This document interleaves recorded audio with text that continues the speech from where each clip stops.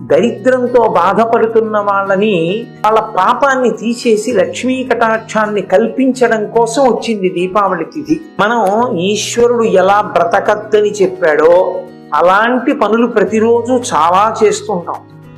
ఈశ్వరుడు ఎలా బ్రతకమన్నాడో ఆ పనులు తక్కువ చేస్తాం. అప్పుడు అవన్నీ పాపములే కదా. నేను ఇప్పుడు కనీసం ఈశ్వర నిజమే, నేను సూర్యోదయంకి ముందు లేవాలి, లేవట్లేదు. అసలు సంధ్య వేళ పడుకోకూడదు, పడుకుంటున్నాను. ఇంట్లో దీపం పెట్టకుండా ఇల్లు తాళం వేయకూడదు, ఎక్కడికి వెళ్ళకూడదు, ఊళ్ళు వెళ్ళిపోతున్నాను తాళం పెట్టి. ఈశ్వరుడికి నైవేద్యం లేదు. ఇవన్నీ దోషాలా కావా? ఇవన్నీ దోషాలే. మరి ఈ దోషాలన్నీ ఎలా పోతాయి?